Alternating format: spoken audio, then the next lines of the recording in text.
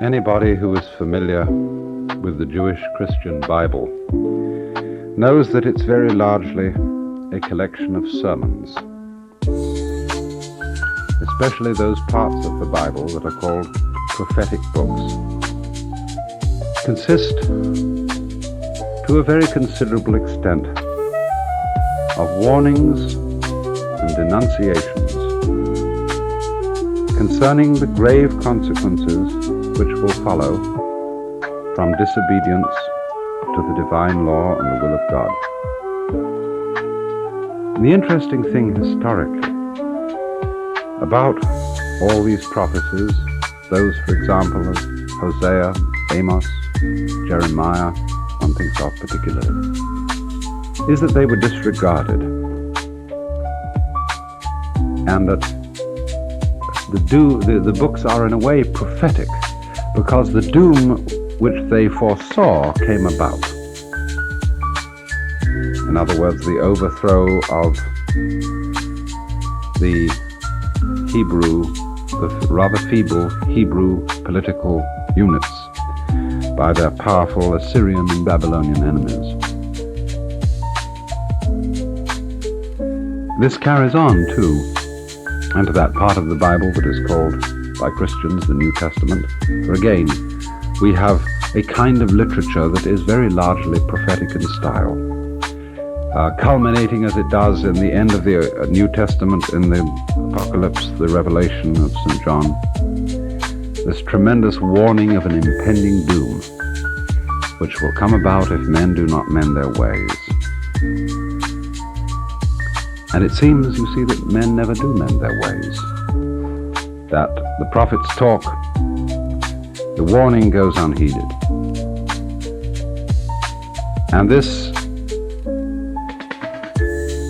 has a peculiar poignancy for our own time. When prophets are talking about doom as they've never talked before. So let's go back a few years. I very well remember my own involvement in all sorts of political activity in England shortly before the outbreak of the Second World War. This was not so long after the publication of the first famous war book, All Quiet on the Western Front by Erich Maria Remarque. And that was followed not long after by a far more sensational book called What Would Be the Character of a New War?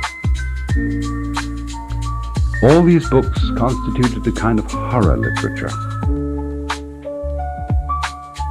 describing in the most vivid terms, for the benefit of those who hadn't actually been involved in these experiences, the ghastliness, the evil, the degradation and depravity that war involves.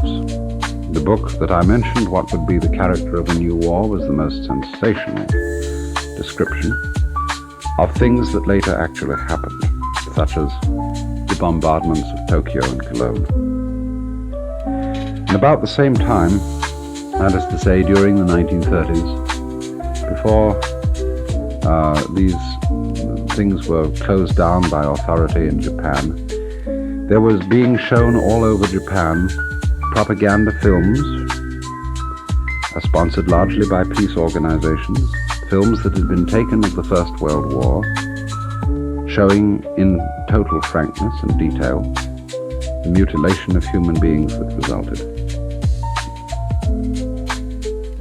The net effect of this whole propaganda, which was very widely circulated, the net effect of this grave warning was, as we know, nil.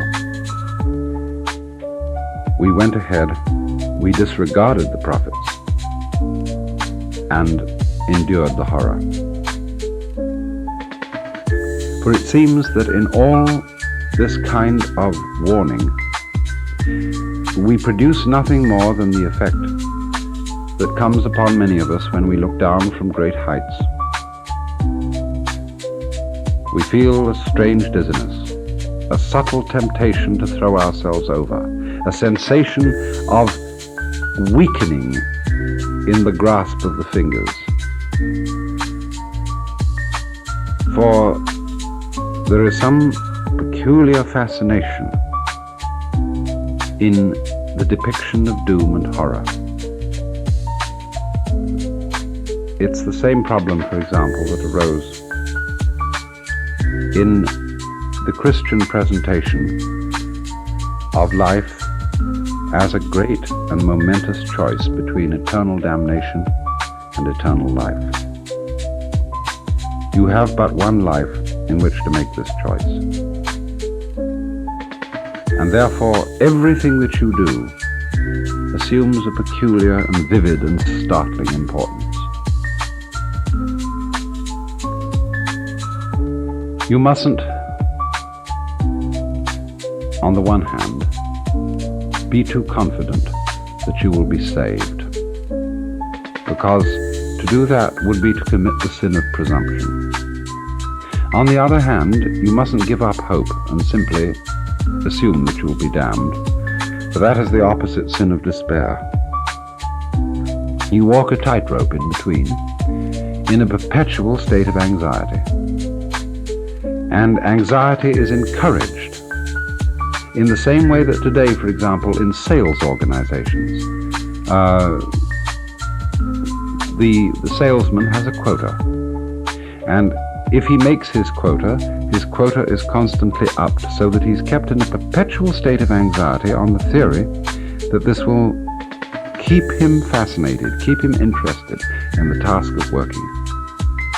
And so in exactly the same way, in this depiction of man's destiny that we have in Christianity, the perpetual state of uncertainty as to whether you will be saved or whether you will be damned is to keep one on one's spiritual toes.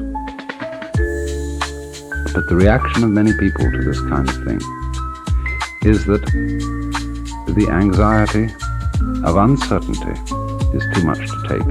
It would be better to make peace with doom, to know at least for certain that you will be damned and you won't have to take the strain of wondering whether you will or you won't be. The same sort of situation arose in, going back again to a comparison between the First and Second World Wars. In the First World War, there were many cases of shell shock. And in the following years, it had been shown that psychoanalysis could have some therapeutic effect for the victims of shell shock, and at the outbreak of the Second World War,